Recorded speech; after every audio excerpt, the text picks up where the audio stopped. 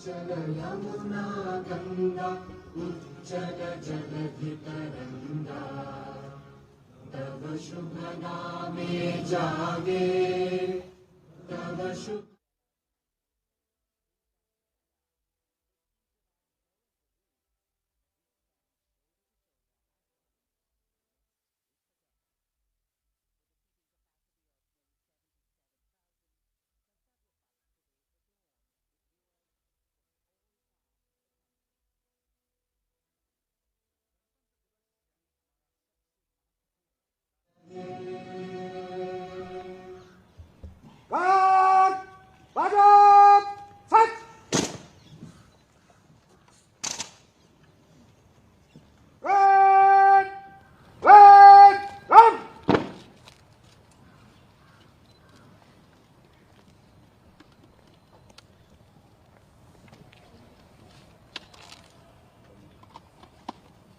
देश के 75वें गणतंत्र दिवस के अवसर पर मैं पूरे प्रदेशवासियों को हृदय से बधाई देता हूं। आज ही के दिन 1950 में भारत ने आजादी की अपनी एक लंबी लड़ाई के उपरांत स्वतंत्र भारत में अपना स्वयं का संविधान लागू किया था। भारत का संविधान दुनिया का सबसे बड़े संविधान में से एक है और भारत के संविधान ने भारत के महान स्वतंत्रता संग्राम सेनानियों, संविधानविदों और विशेषज्ञों के अनुसार जिस संविधान को अपने देश में लागू किया, पिछले 74 वर्षों से यह भारत के अंदर जाति, मत, संप्रदाय, क्षेत्र या अन्य तमाम अवरोधों को पूरी तरह समाप्त करते हुए अपनी कसौटी पर खरा उतरा है। ये भारत के संविधान की ही महानता है कि दुनिया के अंदर आधुनिक लोकतंत्र के रूप में अपने आप को स्थापित करने वाले तमाम देश जो अपने को आज की व्यवस्था के अनुसार सबसे प्रगतिशील मानते हैं, उन देशों ने लंबे समय तक लिंग भेद के आधार पर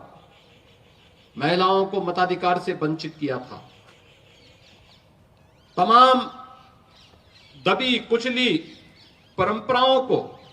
समाज और राष्ट्र की मुख्य धारा से अलग किया था। लेकिन भारत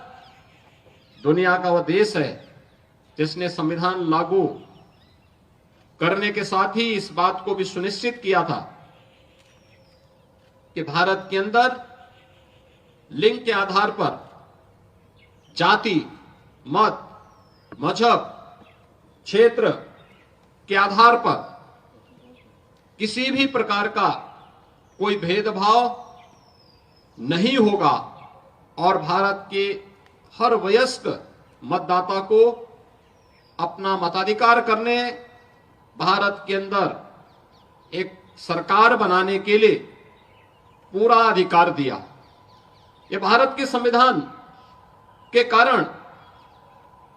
भारत का हर नागरिक आज देश की सरकार को बनाने में उसका हिस्सेदार बना हुआ है। हमारा संविधान अनेक उपलब्धियों से भरा हुआ है और इसीलिए उन उपलब्धियों को ध्यान में रखते हुए अगर ये संविधान हमें अधिकार देता है तो हमारे कर्तव्यों के प्रति भी हम सबको आग्रही बनाता है। आदरणीय प्रधानमंत्री जी ने पूरे देशवासियों का इसी बात के लिए आह्वान किया कि जब ये देश 2022 में अपनी आजादी का अमृत महोत्सव मना रहा था, तो उस अमृत महोत्सव वर्ष में उन्होंने देशवासियों का आह्वान किया था कि आगामी 25 वर्ष की एक व्यापक कार्य योजना को लेकर के हमें आगे बढ़ना होगा। इन 25 वर्षों में हम कैसा भारत चाहते हैं, यह हम सबके संकल्प को जमीनी धरातल पर उतारने के इन 25 वर्षों में अगर अपने कर्तव्यों का ईमानदारी पूर्वक निर्वहन करते हैं तो 2047 आने पर भारत दुनिया के एक विकसित देशों की श्रृंखला में खड़ा होगा, जहां पर हर भारतवासी न केवल अपने देश और अपनी प्राचीन विरासत पर गौरव की अनुभूति कर पाएगा, बल्कि वह अपनी वर्तमान को सुखद और सुंदर बनाने के साथ ही अपने भविष्य को भी उतना ही उज्जवल बनाने के प्रति पूरी तरह आश्वानित होगा। आजादी के अमृत महोत्सव वर्ष में जो संकल्प था, आज यह वर्ष देश की संविधान को लागू करने का अमृत महोत्सव है।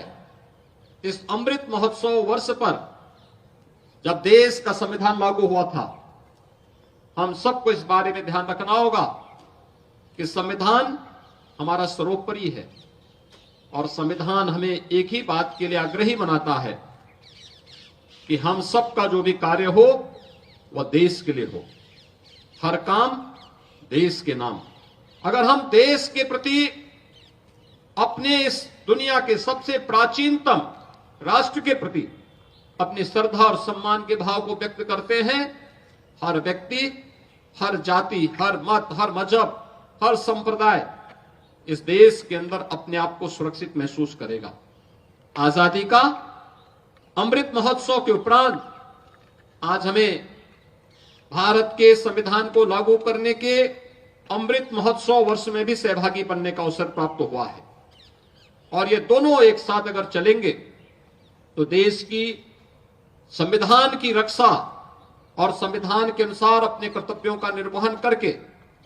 हम लोग अपनी आजादी को भी अक्षुण्य बनाए रख सकते हैं और भारत को दुनिया की एक सबसे बड़ी ताकत के रूप में स्थापित करने में अपना योगदान दे पाएंगे। मैं एक बार फिर से भारत माता के उन महान सपूतों को, जिन्होंने देश के संविधान को बनाने में अपना योगदान किया, राष्ट्रपिता महात्मा गांधी के नेतृत्व में चला आजादी का आंदोलन और आजादी के बाद जब ये देश अपने संविधान निर्माण के लिए आगे बढ़ा था, जो एक नाम सबके मुंह पर आया था, सर्वमान्यमति से जिन्होंने उस नाम का चयन किया था, वह नाम था डॉक्टर राजेंद्र प्रसाद जी का। राजेंद्र प्रसाद जी ने देश के संविधान को सभी संविधानविदों, स्वतंत्रता संग्राम सेनानियों और विशेषज्ञों के साथ मिलकर के जो स्वरूप प्रदान करने में और उसकी विभिन्न बैठकों में तमाम प्रकार की मत भिन्नता के बावजूद सर्वानुमति बनाने का प्रयास किया, वो अभिनंदनीय रहा। और उन सभी विशेषज्ञों के अनुसार भारत के संविधान को लिपिबद्ध करके उसकी ड्राफ्ट तैयार करके वर्तमान स्वरूप में देने का श्रेय भारत के उस महान सपूत बाबा साहब डॉक्टर भीमराव अंबेडकर जैसे महापुरुषों को दिया जाता है।